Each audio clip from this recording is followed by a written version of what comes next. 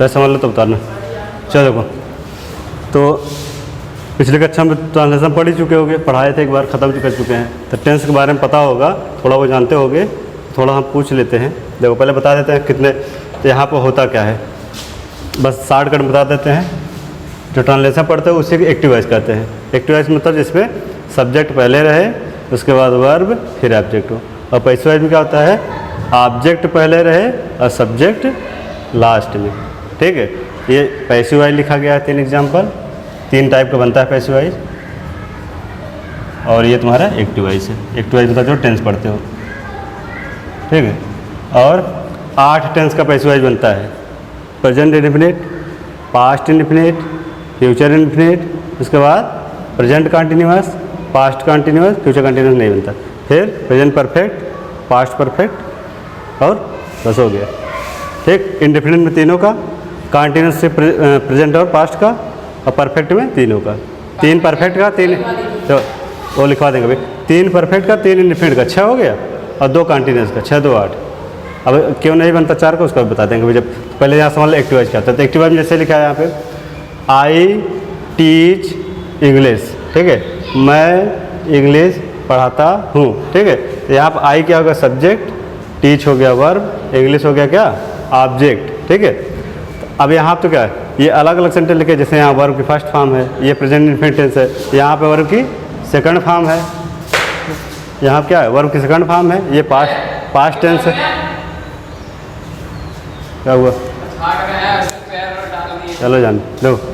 तो यहाँ क्या हो जाएगा, वर्ब की सेकंड फॉर्म, ये पास्ट टेंस है, यहाँ क्या आ गया, देखो बिल आ गया, ये फ्यूचर इंडेफिनिट हो गया।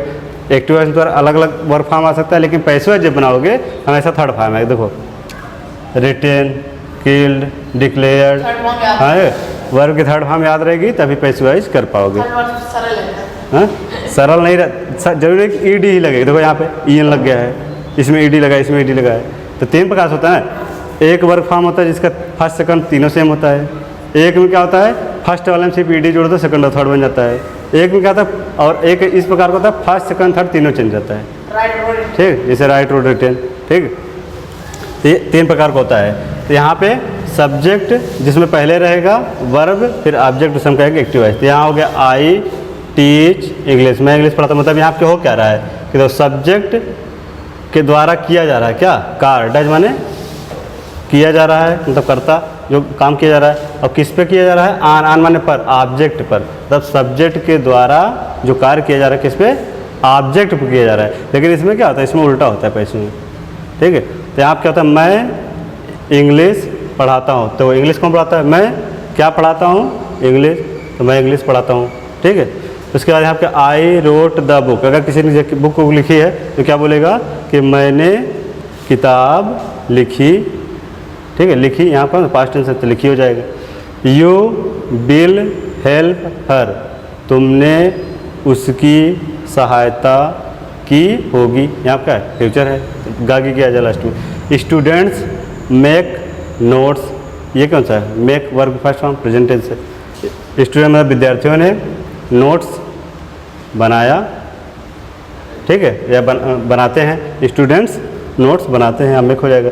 तो ये तुम्हारा क्या है, एक्टिव वॉइस है। एक्टिव वॉइस कैसे पहचाना है, तुम्हारा सब्जेक्ट पहले आएगा, ठीक, उसके बाद वर्ब आएगा। अब यहाँ वर्ब में तुम्हारा टेंस के ऊपर डिपेंड कौन सा टेंस है, उसके according first form, second form, ING form कुछ भी आ सकता है। अब बाकी ये तुम्हारा ऑब्जेक्ट हो जाएगा। ये इसे एक्टिव वॉइस कहते हैं। पैसिव वॉइस में तुम्हारा, पैसिव वॉइस में पहले ऑब्जेक्ट आता है, ठीक, सब्जेक्ट बाई के साथ या तो रहेगा, या फिर कि कुछ ऐसे भी कभी कभी आ जाते हैं कि उसको हमें लिखने की ज़रूरत नहीं पड़ती। कुछ ऐसा सब्जेक्ट रहता है जैसे समवन आ गया, एनीवन, ये सब जब आ जाता है ना, तो यहाँ से हम क्या करते हैं, बाई समवन, बाई एनीवन, ये सब नहीं लिखते, डायरेक्ट हटा देते हैं, सिर्फ यही छोड़ देते हैं वर्ब थर्ड फॉर्म तक लगा कर। जैसे लिखा है this book has been written by me. पहला तरीका ये होता है कि जब बाई के साथ सब्जेक्ट लिखना ज़रूरी होता है कि दिस बुक, यह किताब, हैज़ बीन रिटन बाई मी। अब कोई किताब लिखा है तो उसको तुम्हें बताना पड़ेगा राइटर नाम कि किसके, मेरे द्वारा या किसी का जो लिखा है उसका नाम लिखोगे यहाँ पर जगह पे। तो यह किताब मेरे द्वारा लिखी गई। ठीक है, तो लिखी गई, तो अब यहाँ पे तुम्हें बताना पड़ेगा कौन लिखा है, ये फिक्स है, तो यहाँ बाई। लेकिन यहाँ जैसे ही वाज किल्ड, वह मर गया। अब कैसे मरा, हाँ, चाहे वो बीमार हो मरा, चाहे एक्सीडेंट से मरा, मतलब तो यहाँ पे जब ज़्यादा ज़रूरी कारण नहीं रहता तो उसको हम हटा सकते हो। या जैसे लेकर ही वाज डिक्लेयर डेड, है पैसिव वाइज ही है, तो ये भी पैसिव है, लेकिन यहाँ पे तुम्हें ज़रूरी नहीं कि सब्जेक्ट बताना। अब यहाँ जैसे कई कारण हो सकते हैं मरने का, जब फिक्स नहीं है तो यहाँ पे छोड़ सकते हो, ठीक है। लेकिन अगर फिक्स है, जैसे बुक को कोई लिख रहा है उसका राइटर फिक्स होगा, हाँ, मेरे द्वारा, तुम्हारे द्वारा, किसी राइटर का नाम रहेगा, उसको लिखना पड़ेगा तुम्हें। जैसे लिखा ही वाज डिक्लेयर डेड, किसी का एक्सीडेंट हो गया, अब उसको हॉस्पिटल ले गए तो क्या कर दिया, कहेंगे ही वाज डिक्लेयर डेड, मतलब उसको मृत घोषित कर दिया। तो मृत घोषित कौन करेगा, ये तो सबको पता है, हॉस्पिटल डॉक्टर ही घोषित करेंगे। तो जो चीज़ तुम्हें पहले से पता है उसको चाहे लिखो या ना लिखो, जो चीज़ फिक्स रहता है तो उसको बाई के द्वारा चाहे लिखो या ना लिखो। यहाँ भी जो चीज़ निश्चित नहीं रहता है उसको भी छोड़ सकते हो, लेकिन जो निश्चित रहता है उसको तुम बाई द्वारा लिखना पड़ेगा। ये तुम्हारा क्या हो गया, पैसिव वाइज हो गया, ठीक है। तो पैसिव वाइज में क्या होता है, पहले ऑब्जेक्ट, फिर हेल्पिंग वर्ब आता है। देखो ये has mean helping verb, was ये सब क्या है, हेल्पिंग वर्ब। तो मैं दो चीज़ जरूर देखने को मिलेगी पैसिव वाइज में, एक तो हेल्पिंग वर्ब और वर्ब की थर्ड फॉर्म, इसी से पहचानोगे कि पैसिव वाइज है कि नहीं। देखो अगर थर्ड फॉर्म सिर्फ अकेले आया है तब भी पैसिव वाइज नहीं होगा, अगर उसके साथ हेल्पिंग वर्ब आया है और थर्ड फॉर्म है तभी होगा। कोई भी पैसिव वाइज 8 का 8 पढ़ोगे, 8 तुम्हें हेल्पिंग वर्ब देखने को, बिना हेल्पिंग वर्ब कोई नहीं मिलेगा। प्रेजेंट इंडेफिनिट पढ़ोगे तो उसमें is am are helping verb मिलेगा, पास्ट इंडेफिनिट पढ़ोगे उसमें वाज वर्ब मिलेगा, फ्यूचर इंडेफिनिट में क्या मिलेगा, विल, बी और सेल भी मिलेगा। उसके बाद जब प्रेजेंट कंटिन्यूअस पढ़ोगे तो उसमें इज एम आर के साथ बीइंग जोड़ देंगे, ठीक। फिर पास्ट टेंस पढ़ोगे उसमें वाज और वर्ब के साथ बीइंग जोड़ देंगे पैसिव वाइज में, फ्यूचर कंटिन्यूअस बनता ही नहीं। हाँ, प्रेजेंट परफेक्ट वाले में क्या होता है, हैज है पहले से लगा रहता है, उसमें बीइंग जोड़ देंगे, पैसिव वाइज बनाएंगे। इसमें सिस्टम होता क्या है, तो इतना समझ में आ गया। इसको मिटाकर फिर बता देते हैं कि कैसे हम हेल्पिंग वर्ब को याद रखें, किस में कौन सा लगेगा। एकदम सिंपल शासन, जैसे प्रेजेंट इंडेफिनिट पैसिव वाइज में तो उसके आगे कंटिन्यूअस आता है, जो कंटिन्यूअस हेल्पिंग वर्ब होता है प्रेजेंट इंडेफिनिट लग जाता है पैसिव वाइज में आते समय, ये इज एम आर। और कंटिन्यूअस क्या होता है, कंटिन्यूअस वही रहेगा, बस उसमें बीइंग जोड़ देना है, जैसे इज एम आर के साथ बीइंग, वाज वर्ब के साथ बीइंग, ठीक है। अब उसमें फ्यूचर, हाँ फ्यूचर वाले बीइंग क्या नहीं जोड़ते, फ्यूचर बताओ, उसमें क्या होता है, सेल और बिल लगता है इंडेफिनिट में, और कंटिन्यूअस क्या होता है, बिल भी सेल भी। तो वहाँ पर देखो फ्यूचर वाले, फ्यूचर कंटिन्यूअस जब पढ़ते हैं तो वहाँ पे बिल भी और सेल भी पहले से आ रहता है, आता है कि नहीं। और जो बीइंग होता है, बीइंग इसी का फॉर्म है, जब बी में ING जोड़ते हो इसी बीइंग बन जाता है। यहाँ देखो तो पैसिव वाइज के नियम है कि अगर कोई हेल्पिंग वर्ब पहले से आ चुका है तो उसको फिर पैसिव वाइज बनाते समय यूज नहीं कर सकते, और बिना इसका यूज किए बीइंग लिख ही नहीं सकते, ठीक है। तो इसीलिए फ्यूचर कंटिन्यूअस क्या होता है, पैसिव वाइज नहीं बनता। और किसी में ऐसा प्रॉब्लम नहीं आता, जैसे present indefinite is am are से आता है, इज एम और आर, अब इसमें बीइंग जोड़ दो, कोई दिक्कत नहीं। देखो इज एम आर भी है, इज एम आर भी बी का ही फार्म है, ठीक है। बी ही एक ऐसा फार्म है जिसमें क्या होता है, बेस फार्म, फर्स्ट फार्म और सेकंड। पहले इसको मिटा देते हैं, इतना मिटा दे, इसको पहले कॉपी कर लो तब आगे बताते हैं। चलो देखो, तो पहले हम जानते हो जितने टेंस का बनेगा सबका हेल्पिंग वर्ब मेन वर्ब याद करवा देते एक बार में, फिर बार बार बताएं, सिर्फ तब प्रैक्टिस करवाएंगे बस। तो यहाँ देखो पहले तो हम बता देते हैं पैसिव वाइज का क्या है स्ट्रक्चर। तो स्ट्रक्चर इसका सेम है, सबका वही स्ट्रक्चर होगा जो एक का लिखवा दे रहे हैं, ठीक है। पहले ऑब्जेक्ट रहेगा, फिर क्या आएगा, हेल्पिंग वर्ब आएगा, फिर टेंस का अनुसार चेंज हो जाएगा, और ये वर्ब की थर्ड फॉर्म फिक्स रहेगी। उसके बाद बाई, फिर सब्जेक्ट, ठीक है। तो जहाँ पे अभी 3 प्रकार बताएं, कहीं कहीं जहाँ बाई की जरूरत नहीं होगी तो वहाँ सब्जेक्ट नहीं लिखेंगे बस, लेकिन यहाँ तक तो सब में लिखा जाएगा, ठीक। ये अब इसमें देखो ये चीज़ तुम्हारा फिक्स रहेगा, सब में सिर्फ एक ही चीज़ चेंज होगा, हेल्पिंग वर्ब सभी टेंस के अनुसार। इसी को हम लिखवा देते हैं किस टेंस में कौन सा हेल्पिंग वर्ब आएगा। पहले तो यहाँ लिख देते हैं कितने टेंस का बनता है, 8 टेंस का बनेगा, तो जिसमें प्रेजेंट इंडेफिनिट पहला है, इसी को सिंपल प्रेजेंट भी कहते हैं, इंडेफिनिट, ठीक। तो प्रेजेंट इंडेफिनिट में हेल्पिंग वर्ब क्या आएगा, पैसिव वाइज बनाते समय सिर्फ वही लिखवा रहे हैं, क्या, इज, एम और आर आएगा, ठीक। प्रेजेंट इंडेफिनिट का जब पैसिव वाइज बनाओगे तो जो कंटिन्यूअस में, ये किस में आता है, अगर एक्टिव वाइज में कंटिन्यूअस आता है, लेकिन जब पैसिव वाइज बनाओगे तो कंटिन्यूअस वाला प्रेजेंट इंडेफिनिट में पैसिव वाइज में आ जाएगा, ठीक। और यही जब पास्ट इंडेफिनिट, तो पास्ट इंडेफिनिट लगाओगे, पास्ट इंडेफिनिट में क्या आता है, वर्ब के सेकंड फॉर्म एक्टिव में। लेकिन जब पैसिव बनाओगे तो जो कॉन्टिन्यूस में आता है, प्रेजेंट पास्ट कॉन्टिन्यूस क्या आता है, वाज और वर, ये तुम्हारा पैसिव वाइज में आ जाएगा प्रेजेंट इंडेफिनिट पास्ट इंडेफिनिट के साथ, ठीक है। फिर इसके बाद फ्यूचर आएगा। तो फ्यूचर में क्या होगा, फ्यूचर इंडेफिनिट तुम्हारा एक्टिव वाइज से आता है तो बिल और सेल आता है, हाँ, और फ्यूचर कंटिन्यूस बिल भी सेल भी आता है। तो इसका जब पैसिव वाइज बनाएंगे तो क्या आ जाएगा, बिल भी सेल भी आ जाएगा, बिल भी और सेल बी, ठीक है। अब देखो यही तुम्हें पता चलेगा, तो ये इंडेफिनिट का तीनों बनता है। फिर अब कॉन्टिन्यूस में आता है, तो कॉन्टिन्यूस द्वारा प्रेजेंट कॉन्टिन्यूस बनता है। हाँ तो प्रेजेंट कॉन्टिन्यूस क्या होता है, ये वाला इंडेफिनिट वाला जो कॉन्टिन्यूस तुम्हारा रखता है इज एम आर, ये तो लगेगा ही, प्लस बी का आईएनजी फॉर्म बीइंग जोड़ देते हैं, ठीक है। चलो देखो, तो यहाँ क्या होता है, बी का जो बेस फॉर्म होता है, बी माने होता है होना, ठीक है। अब फर्स्ट फॉर्म क्या होता है, फर्स्ट हमारा प्लूरल होता है, प्लूरल क्या आएगा, प्रेजेंट के लिए आर आएगा, प्लूरल बहुवचन के साथ आता है, एम को भी प्लूरल माना जाता है। और पास्ट फॉर्म क्या हो जाएगा तुम्हारा, वाज और वर हो जाता है। ये थर्ड फॉर्म क्या होता है, बी वाज बीन। देखो लेकिन ज़्यादातर तुम्हें ऐसे पढ़ाता है, बी वाज बीन, इसी का फर्स्ट फॉर्म पढ़ा दिया था, लेकिन ये गलत है। इसको ये बेस फॉर्म होता है, इसका फर्स्ट फॉर्म आर और एम होता है। सेकंड फॉर्म वाज और वर होता है, जिसमें से वाज तुम्हारा सिंगुलर के साथ लगता है, वर प्लूरल के साथ पास्ट में, और बीन कहाँ लगता है, परफेक्ट में लगता है ना बीन, हाँ। तो जब परफेक्ट कंटिन्यूस पढ़ते हो, लेकिन यहाँ पे पैसिव वाइज में परफेक्ट में लगता है और एक्टिव वाइज में परफेक्ट कंटिन्यूस, हैज बीन, है बीन, हैड बीन लगता है ना, बिल है बीन, सेल है बीन। अगर एक्टिव वाइज पढ़ते हो तो ये परफेक्ट कंटिन्यूस में आता है, और पैसिव वाइज पढ़ते हो तो ये परफेक्ट में आता है, क्योंकि जो परफेक्ट कंटिन्यूस हो रहा था वही तुम्हारा इसमें आ जाता है पैसिव में। तो यहाँ हो गया। और अब बचा क्या, B1 plus SES, first form में SES प्रेजेंट जोड़ते हैं, हाँ, जैसे गो का गोज हो जाता है। लेकिन इसमें क्या होता है, इसमें ये रहता है तुम्हारा इज एक वचन के साथ लगता है, और क्या लगेगा, पास्ट वाला वाज, ये दोनों एक वचन के साथ आता है। ये तुम्हारा क्या फर्स्ट फॉर्म, ये जब SES जहाँ पे SES की जरूरत पड़ेगी वहाँ पे इज और वाज आ जाता है।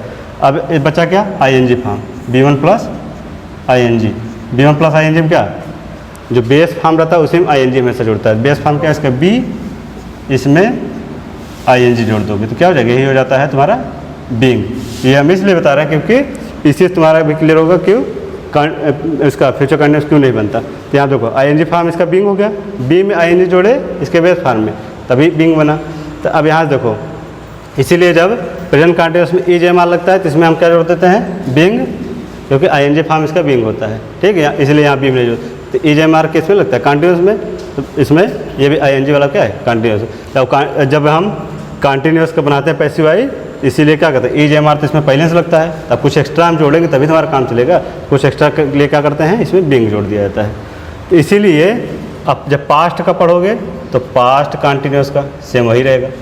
पास्ट कंटिन्यूस पहले से वाज वर लगता है, तो वाज वर के साथ, अब वाज वर तो हम इंडेफिनिट में यूज़ कर चुके हैं पास्ट इंडेफिनिट में, अब उसी से काम चलेगा नहीं, तो उसके लिए हमें क्या जोड़ना पड़ेगा, इसमें भी बीइंग जोड़ देते हैं जब पैसिव में आते हैं। अब आते हैं फ्यूचर के बाद, फ्यूचर कंटिन्यूस। तो फ्यूचर कंटिन्यूस क्या होता है, तुम्हें पता है, बिल और सेल के साथ पहले से बी रहता है। देखो बिल भी सेल भी यहाँ आता है, ये कंटिन्यूस का ही था ना, यहाँ तो बी पहले से है।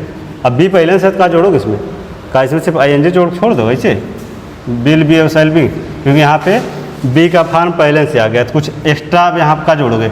अब इसके अलावा सिर्फ बी ही ऐसा फॉर्म है जिसका बेस फॉर्म अलग होता है, फर्स्ट फॉर्म अलग, सेकंड फॉर्म अलग, थर्ड फॉर्म अलग।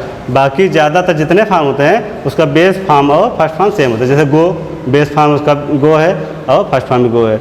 रीड, बेस फॉर्म भी रीड है विद, तो इसलिए अलग से बेस फॉर्म कभी लिखवाया नहीं जाता, हमेशा जब लिखवाया first form, second form, third form, क्योंकि सिर्फ यही एक ऐसा है जिसका बेस फॉर्म अलग होता है, ठीक है।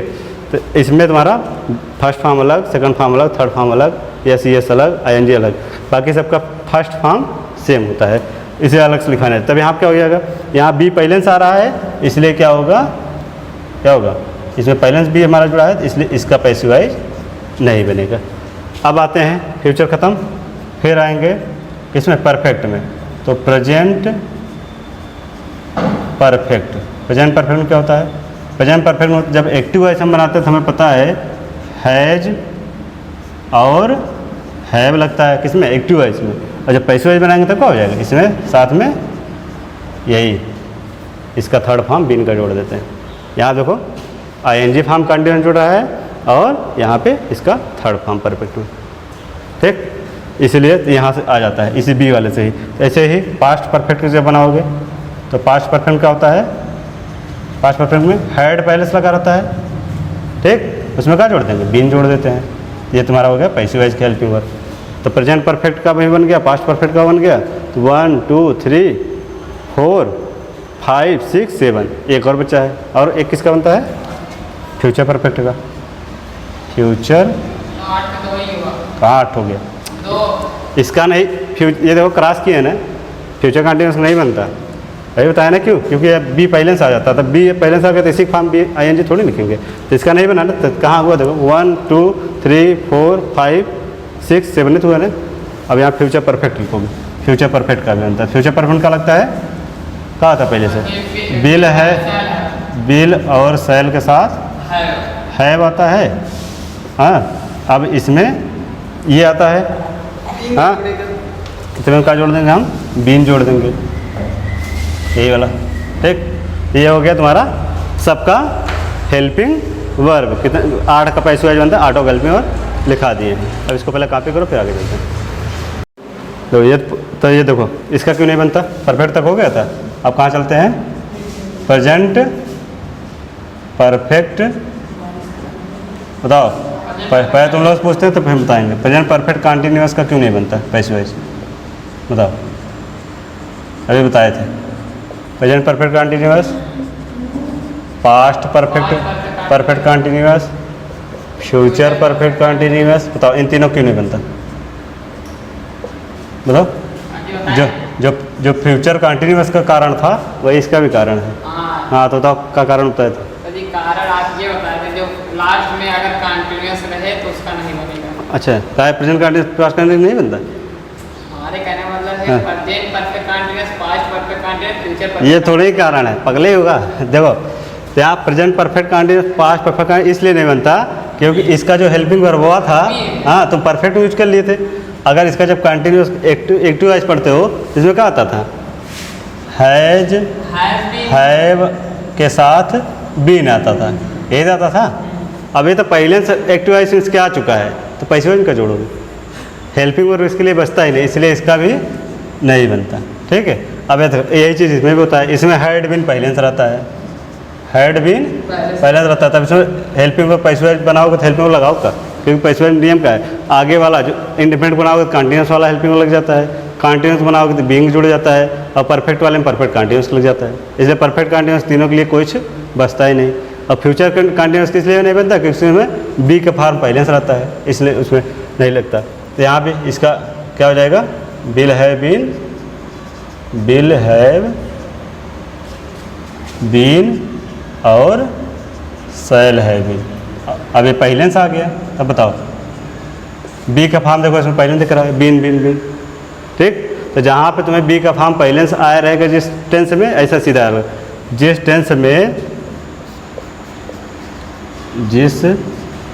टेंस में बी का फॉर्म,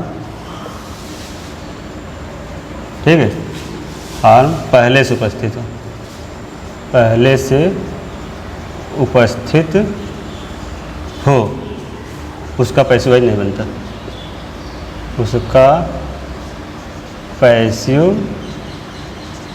नहीं बनता, पैसिव वॉइस नहीं बनता। सिर्फ इतना याद रखो बस। अब तुम्हें कारण बता चुके हैं। देखो क्यों, ये किसका फॉर्म है? बी का फॉर्म। ये बी का फॉर्म, बी का थर्ड फॉर्म बीन है। और फ्यूचर वाले में क्या था? फ्यूचर कंटिन्यूअस बताए थे, बिल बी सेल बी, तो वहाँ भी आ रहा था, बिल बी और सेल बी आया था फ्यूचर कंटिन्यूअस में, ठीक। ये कौन सा था बता, इसको बता चुके हैं, फ्यूचर कंटिन्यूअस, NUOUS। इन चारों का नहीं बनता, ठीक है। इसका भी नहीं बनता, देखो इसका भी नहीं बनता। इसका में देखो सब में एक ही कारण है, बी का फॉर्म। देखो बी इसमें आ रहा है फर्स्ट फॉर्म, बेस फॉर्म, इसमें ऐसा थर्ड फॉर्म आ रहा है, तो बी का फॉर्म चारों में दिख रहा है, ठीक है। इसलिए तो ये सी बात को जिस टेंस में बी का फॉर्म पहले से उपस्थित हो एक्टिव वॉइस में, उसका पैसिव वॉइस नहीं बनेगा। अब बताओ बी फॉर्म किसी में आता है? Present indefinite, past indefinite, future indefinite, present continuous, past continuous, present perfect, past perfect, future perfect, किसी में आता है? नहीं आता, ठीक। तो सिर्फ इतना याद रखो, बी का फॉर्म 4 टेंस में आता है पहले से, तो उसका पैसिव वॉइस नहीं बनता। बचा 8 है, 8 का बनता है, ठीक। ये हो गया, इसको कॉपी कर लो। अब बता लोगे ना कोई? चलो शांत रहो, जिससे पूछ देखो।